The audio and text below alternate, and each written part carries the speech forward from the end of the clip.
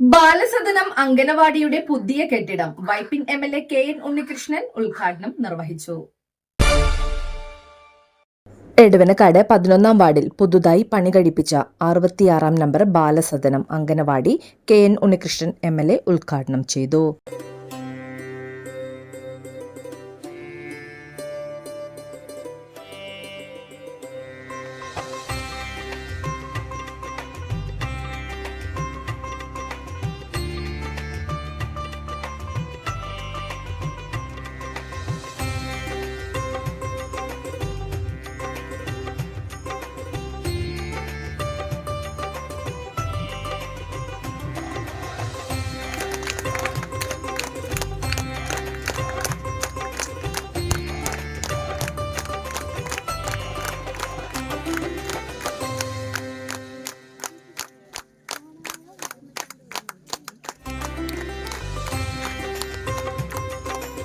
ഈ മണ്ഡലത്തിന്റെ ചരിത്രത്തിൽ ഇതുവരെ നടക്കാത്ത കാര്യങ്ങൾ ചെയ്യാനാണ് എനിക്ക് കൂടുതൽ ഇഷ്ടം. അതുകൊണ്ട് പിന്നെ ഒരു കുറവുള്ളത് എല്ലാ കാര്യങ്ങളും ആദ്യം നമുക്ക് വൈപ്പിൽ വേണമെന്നൊരു ദുരാഗ്രഹമായിരിക്കാം. അങ്ങനെ ആഗ്രഹിക്കുന്ന ഒരാളാണ്. അങ്ങനെ 100 കൊല്ലത്തെ വൈപ്പിൻകരക്കാരുടെ സ്വപ്നമാണ് അപ്പുറത്ത് അഴീക്കോടേക്കുള്ള യാത്ര. 175 കോടി രൂപ മുടക്കിയിട്ടാണ് അഴീക്കോട് മുനമ്പം പാലം യാഥാർത്ഥ്യമാകാൻ പോവുക. നമ്മുടെ ഭാഗത്ത് മാത്രമാണ് ചില തടസ്സങ്ങളുള്ളത്. ആ തടസ്സങ്ങൾ നമ്മൾ കഴിഞ്ഞ ദിവസം ചേർന്ന യോഗത്തിൽ ചില തീരുമാനങ്ങൾ എടുത്തിട്ടുണ്ട്. അപ്പൊ അത് വരുമ്പോൾ നമ്മുടെ ഈ വൈപ്പിൻകരയുടെ മുഖച്ഛായ മാറാൻ പോവാണ്.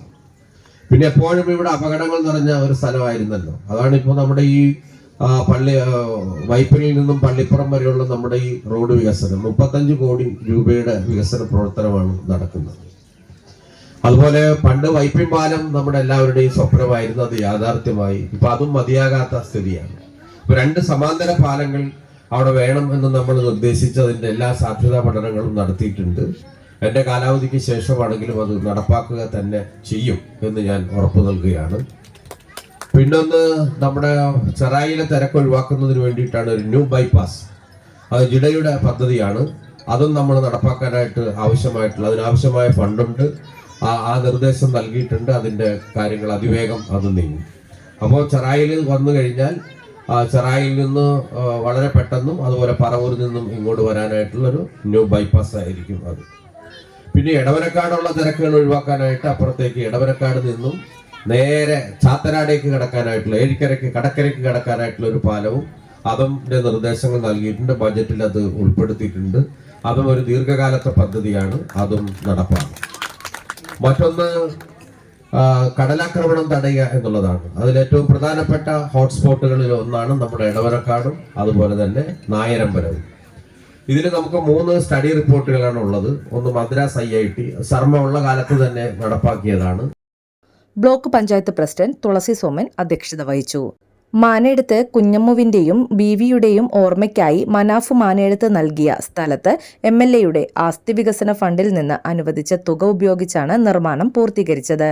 Block panchayat assistant executive engineer Lexy പദ്ധതി വിശദീകരിച്ചു. വൈപ്പിൻ നിയോജക മണ്ഡലം MLA ആയിരുന്ന ശ്രീ S ശർമ്മയുടെ ശുപാർശ പ്രകാരം 2019-20 MLA ADS fund AS number ഉത്തരവ് നമ്പർ RD 4858/2020 തീയതി 29/6/2020 പ്രകാരം 14 ലക്ഷം രൂപയാണ് എടവനക്കാട് 11-ാം വാർഡിൽ 66-ാം നമ്പർ അംഗനവാടി ബാലസദന അംഗനവാടി നിർമ്മിക്കുന്നതിന് വകയിരുത്തിയിരുന്നത്.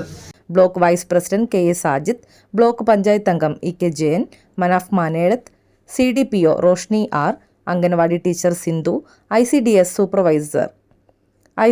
സൂപ്പർവൈസർ PV വിനിത എന്നിവർ പ്രസംഗിച്ചു.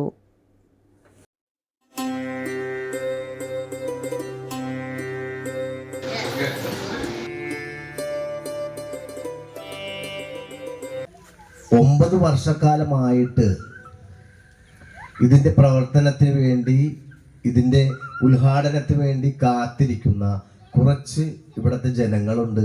ഇതിൻ്റെ കുട്ടികളുടെ അമ്മമാരുണ്ട്. ഇതിൻ്റെ പിന്നിലെ നടക്കുന്നുണ്ട് ഇല്ലാതെ. അപ്പം ഞാൻ ഇതിൻ്റെ അകത്ത് പറഞ്ഞിട്ടുണ്ടായിരുന്നു നേരത്തെ തന്നെ, എടവനക്കാട് പഞ്ചായത്തിൻ്റെ അല്ലെങ്കിൽ വൈപ്പിൻകരയിൽ ഈ നഴ്സറി ആയിരിക്കും ഏറ്റവും നല്ലത് എന്ന് പറയാൻ പറ്റുന്ന രീതിയിലേക്ക് കുട്ടികൾക്ക് AC വരെ വെച്ചു കൊടുത്തിട്ടുള്ള സൗകര്യം ഈ നഴ്സറിക്കുണ്ടെന്ന് വൈപ്പിങ്കലിൽ ഒറ്റ പഞ്ചായത്തിനുമില്ല. ഒരൊറ്റ പഞ്ചായത്തിന് പോലും AC വെച്ചിട്ടുള്ള ഒരു നഴ്സറി ഇവിടെ ഇല്ല.